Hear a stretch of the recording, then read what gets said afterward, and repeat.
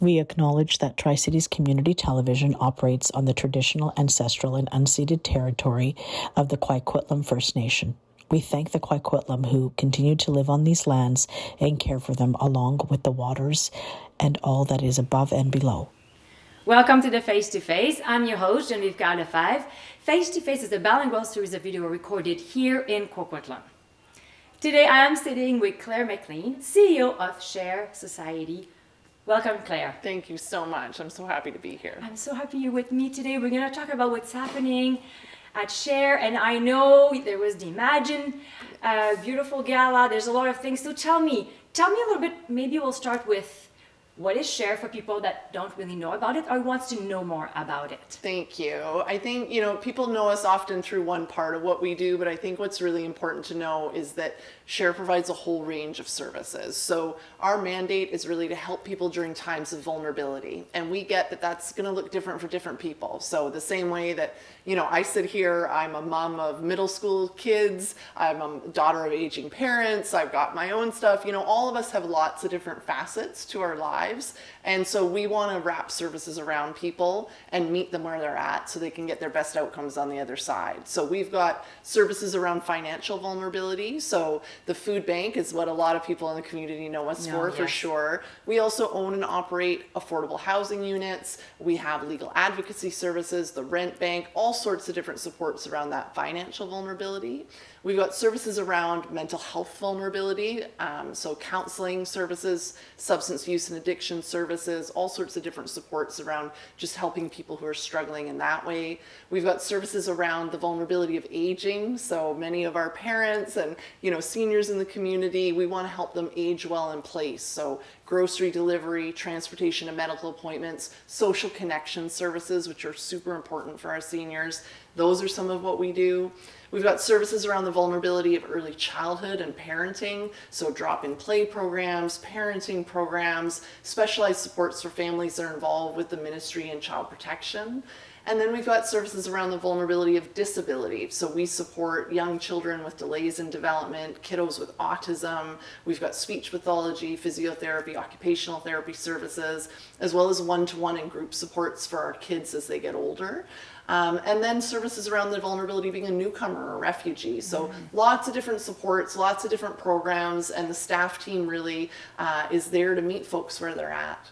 Okay, that's amazing. So now let's detail this. Yes. So let's start with, you talked about the food bank. Yes. We did hear about the food bank, but I'd like if we touch on every single one of them and maybe give us also some example of people that have been impacted with those services. For sure. It's such a, I appreciate the question because that's it, right? And, we're serving 30,000 people a year. Wow. Now. Unbelievable. And really, a good example of someone who came to see us, because people often come to the food bank first because obviously, right, that's a really critical need. We had a family come in, a mom and a dad come in not that long ago, and it was their first time at the food bank, which is always challenging, I think. The first time reaching out for help is a big deal for any of us.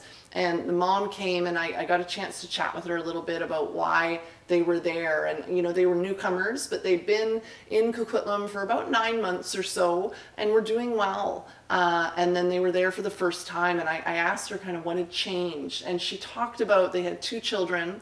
And their older son was in school and had been struggling, and the school had worked with them really closely. SD43 did a great job. They put him through some assessments, and it turned out that he got diagnosed with ADHD, with attention deficit disorder, quite significant. And so they'd worked with a physician and they'd gotten medication prescribed for him, which they were going to try. But when they went to pay for the medication, they didn't have money left over for groceries. And so that's why they were there that week.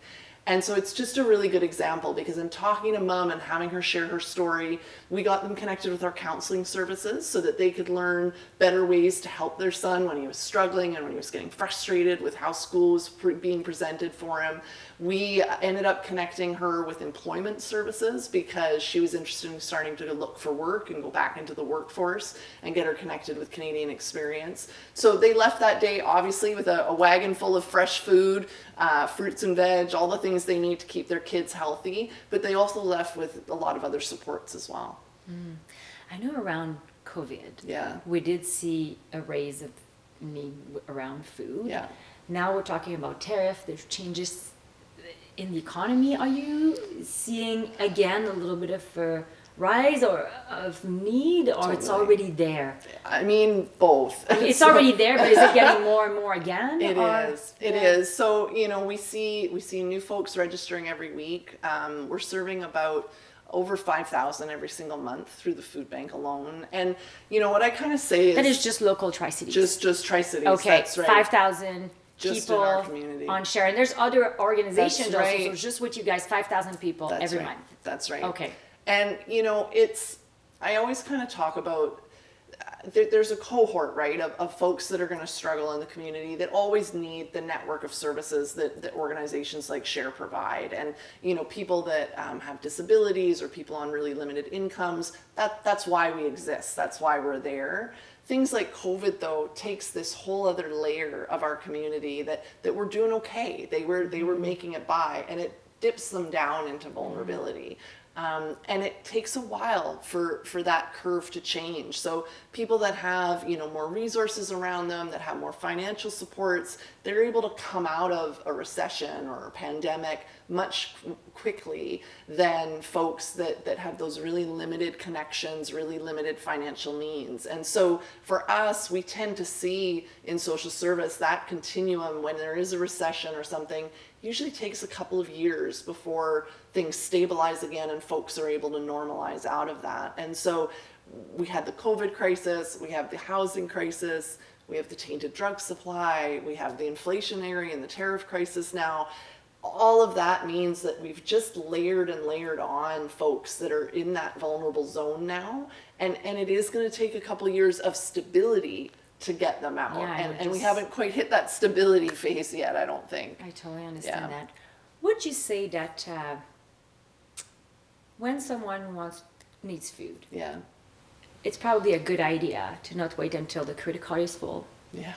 until we can barely pay our rent anymore, or we're so loaded into debt, Yeah. and now we're paying these minimum payments, or we're just trying to survive, and then we think now it's a good idea to go reach out. So Right. when is a good time to reach out? When we know, then we're starting to go on a credit cards, or just guide me a little bit about that. Such a good question. And I will say, so we don't do income testing at our food bank because, for the very reason that you're talking about is people, their financial statements are all going to tell a different story, but it doesn't tell the whole story. It doesn't say if they're supporting family members in different areas of the community or different areas of the world. It doesn't tell all of that. If you're struggling, then we want you to reach out for help. And that's going to look different for different people. But I think that's such a good point, is that we don't want people to feel like they have to exhaust every other mechanism and get into really terrible situations sometimes with payday lending, organizations, things like that. That just puts people who are already vulnerable into an even more vulnerable place. And if we can prevent that, I think that's something we all want to do for sure. We see it even, at the food bank. We also give out diapers. We give out formula as well for moms that are that have young ones. And you see that as such an example, right? If you have enough means to be able to buy in bulk, you can go to Costco or any of the big stores in the community, and you can buy the big box of diapers that I used to buy for my kids. Yes. And it's cheaper. It's so much cheaper than buying a small pack of diapers. But you have to have the money to fork out in one moment in order to get that. And it's expensive. That's right. I don't even know how much is a box of diapers They're the at worst. Costco. It's so much, but I think this is that people that are living in poverty are paying more for everything they have to buy because they can't afford to fork it out in bulk. And so it is this piece, right, of once you're struggling, society isn't set up to help you get out of it. And so that's why, I would say always, if you can come earlier, it's always better, and we'll figure out how to help. Okay.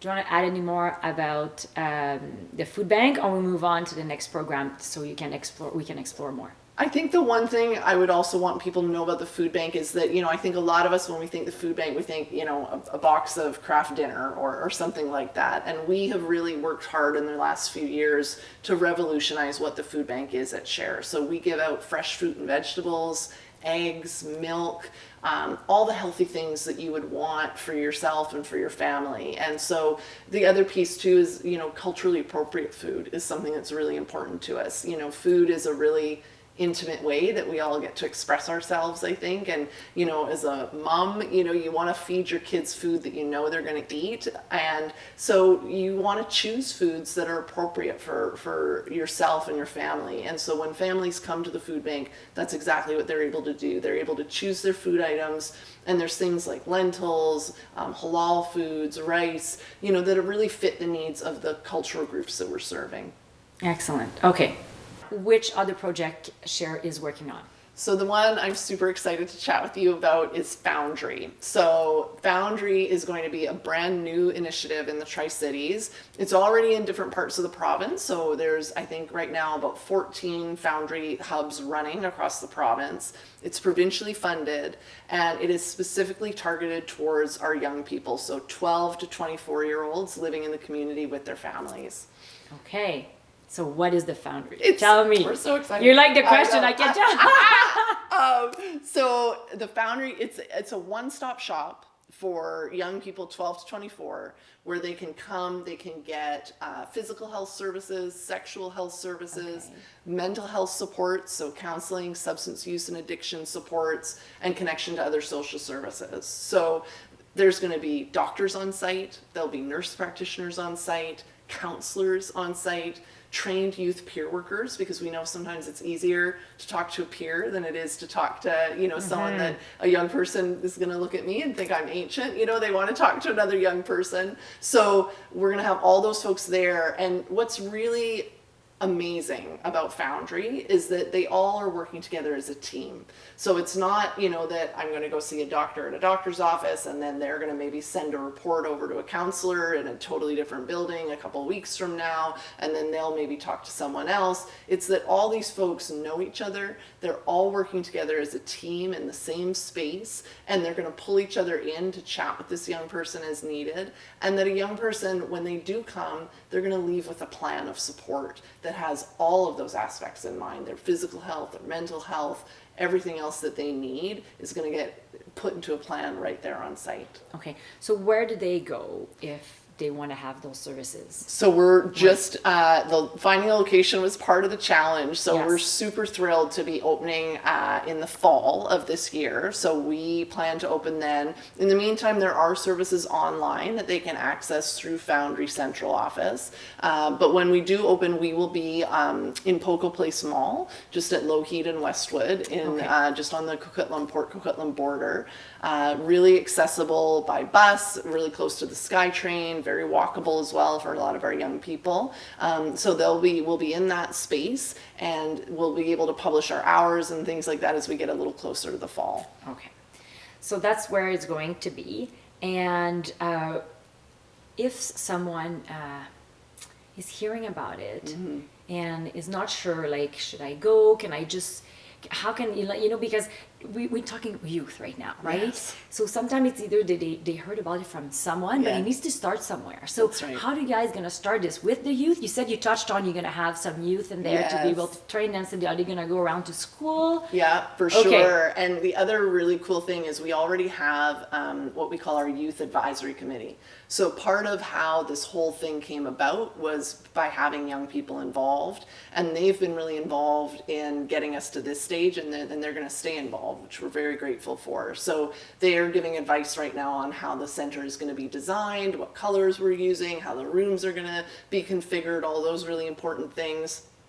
But they're also giving us advice on what kind of services they want to see there. So we did some really cool work. Foundry is all about partnerships. So we've been working with other groups like Access Youth, amazing organization in our community, with SD43, with Douglas College, with Fraser Health Authority, who's been an incredible partner through all of this. So really working with great organizations to talk about the services we already deliver and how we can put them within the Foundry space so kids don't have to travel to all different locations across the Tri-Cities. They can get it all in one spot. But then also, what are we missing?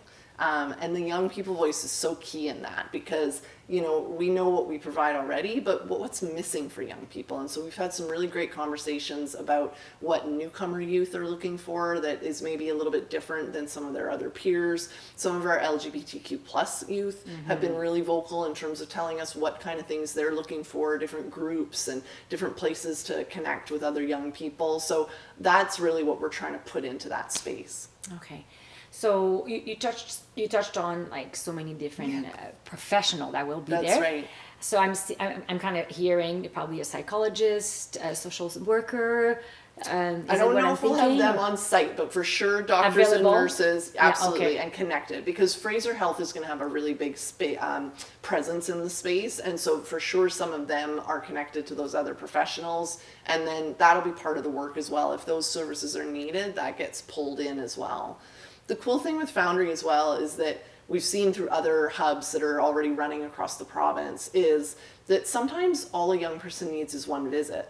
They just need to know that what they're experiencing is normal, that they get some strategies, you know, if they're coping with kind of, you know, just milder anxiety or depression, they need maybe some strategies to how to cope with it or what next steps to take. They need to get connected with some other supports in the community. And for some of them, that one visit is actually enough in order to just go on and have a successful, you know, next couple of months for themselves and figure things out. For some of our young people, they're going to be seen more regularly and potentially start attending groups or things like that within the site, which is great.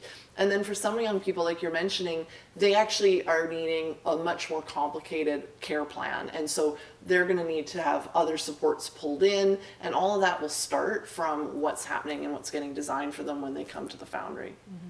I think it's so important because we all heard about mental illness rising with our youth. Totally. And our youth are the people of tomorrow. So we need to take care of them. That's right. They'll be taking care of us later, know. right? Let's hope so. and compared to you and me, when I was younger, there was no phone. 100%. And that's another layer of anxiety or 100%. bullying or whatever is there. It's stressful. I mean, we now, even me, myself, like sometimes we get, oh my gosh, I've been seeing this on the phone. So I can just imagine them with, they don't have the experience we have. 100%. Their mind get completely hijacked. Yeah. And now they don't know how to manage that, right? And then you go into this spiral, dark spiral, like you say, like sometimes one little visit can go a long way. That's right. And save you from,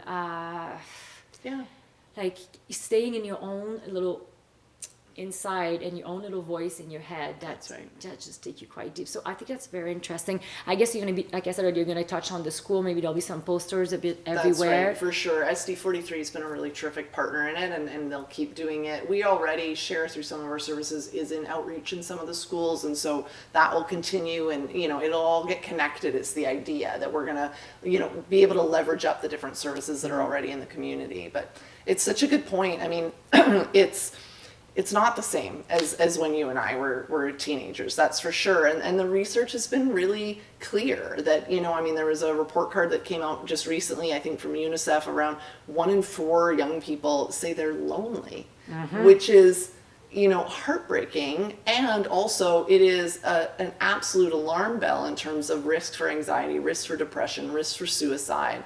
And so those things are things that we can, as a community, we can address. And Foundry, I think, will be a really nice lever for that. It's amazing to think that we've never been that connected with our phone and technology, and we're so isolated. That's more 100%. Than ever. That's right. Right? That's right. It's unbelievable. I know each time I hear about this,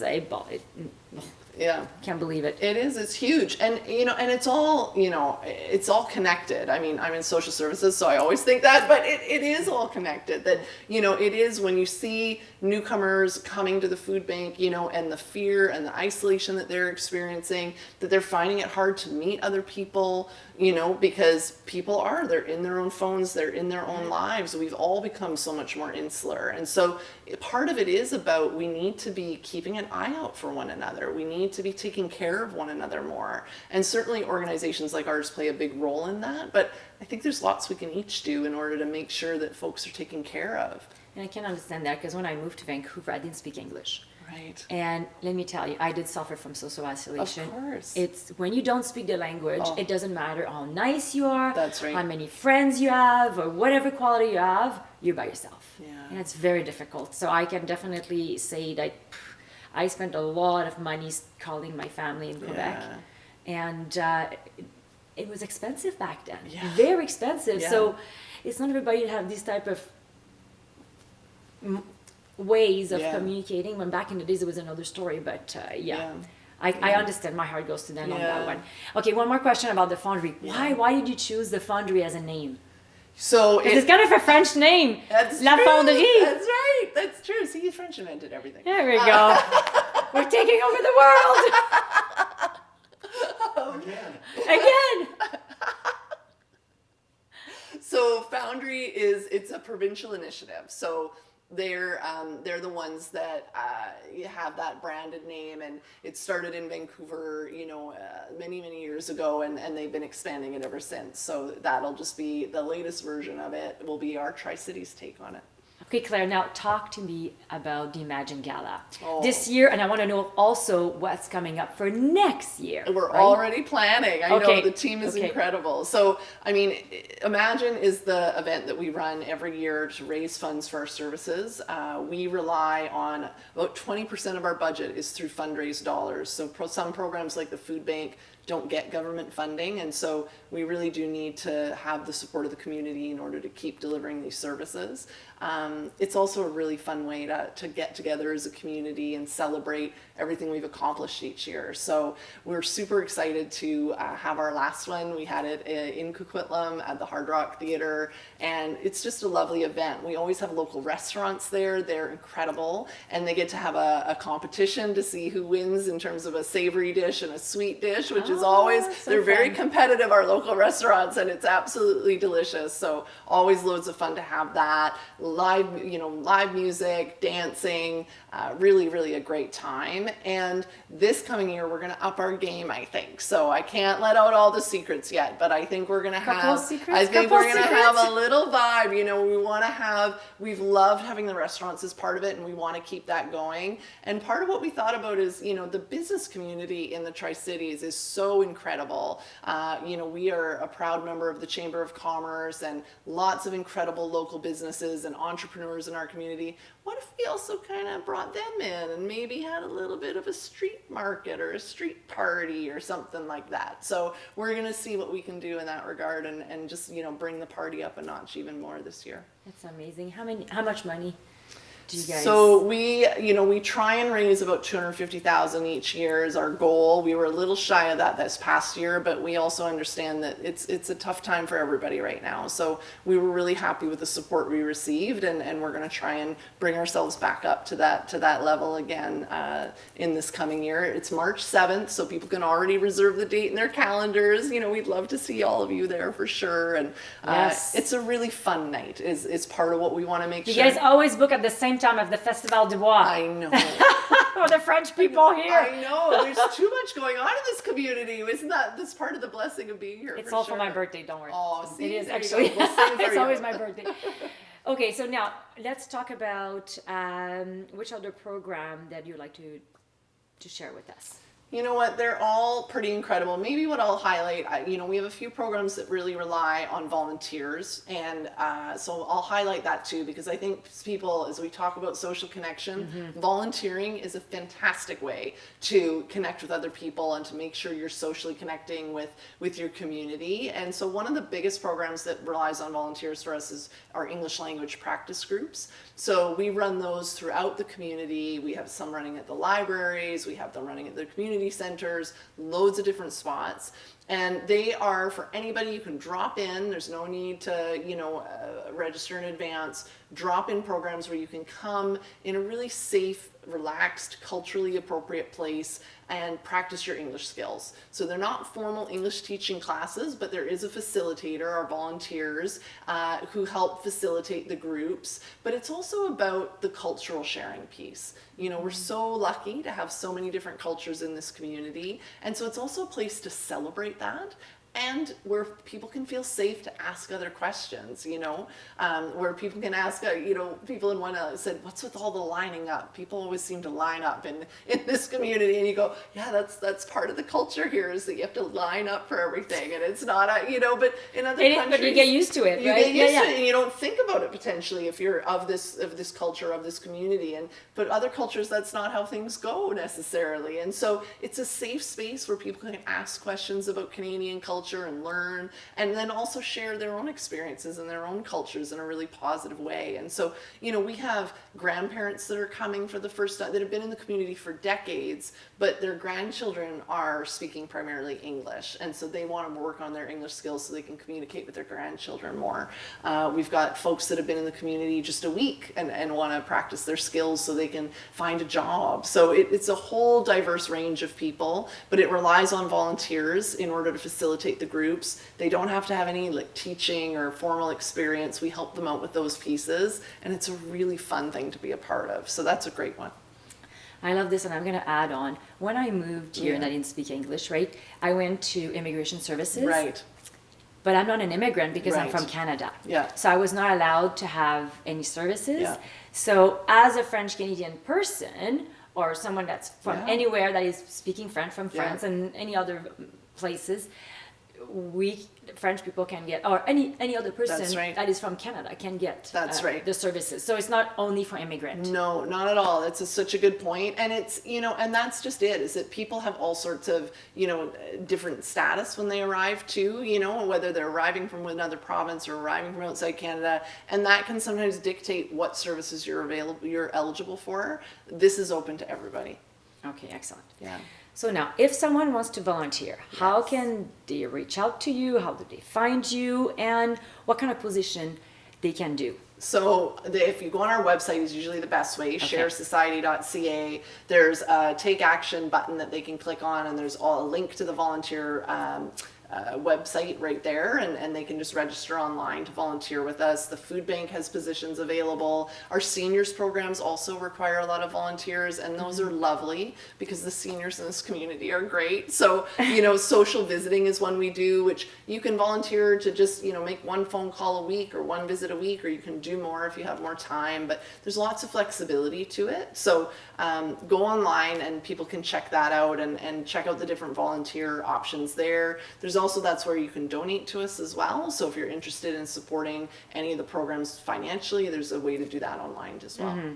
My next question was, how can we donate? So you kind of answered a little bit, but also when we donate, if we want to say money, if we go back to when you talked about the food bank, Yes. there's also a way to give food. Can we talk about those For sure. two different ways to donate? Absolutely. So our food bank, we do accept food donations. We would really encourage people to donate cash if they're able, even if it's just a small amount. We are really focused on buying in bulk, of course. We serve so many people every month, 5,000. We have to make sure we've got lots of the same items. So it lets us buy in bulk. It lets us, buy things at a reduced price compared to you or I buying it at the grocery store and then donating it. It also lets us buy fresh food, and so that's what we really want to focus on. But absolutely, people can also donate goods. We have a list on the website of things we would prefer people to donate if they're able. So things like peanut butter, canned tomatoes, really, olive oil and cooking oil, things like that are really welcomed, and they're really flexible across different cultures, which is always appreciated. That's excellent. Yeah. And we can also go to the gala. Yes, please. Yeah, it's so much fun. I just have to say, I think anyone who comes wants to come back. So please, keep an eye out. We'll have tickets on sale probably, just towards the end of the calendar year. But we would love to see lots of folks there. Yeah. Now I want to know a little bit about you before I let you go. So why did you decide to take this position with I Share? love that. So I started my career working in a daycare with kiddos with special needs. So I've always been really passionate about community for sure. Yeah, and so we. My husband and I we moved to the community just probably 9 years ago now.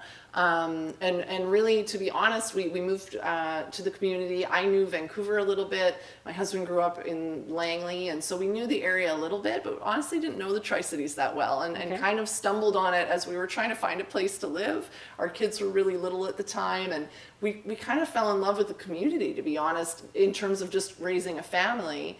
And then right around that same time, Share had a position open, and it just, the thing I love about Share is that it's this team approach and that it sees the whole person. And I just, through everything I've ever done in my career, I know, and through the research too, that's the best way to get good outcomes. And so it was something I wanted to be a part of. Oh, well, thank you so much. We need people like you in our community. A little word of wisdom before we go. I think to your point, we got to keep connecting. And so I appreciate this opportunity. I so love chatting with you. And I think just everybody, try and just connect with someone in your community today and spread a little bit of love and compassion. I think it goes a long way. Check on your neighbors, right? Yeah. Yeah. Thank you so much, Claire, for joining us today. It was awesome. For everyone, thank you so much for watching us. From myself, Geneviève Kyle-Lefebvre, and from Tri-Cities Community Television. See you next time.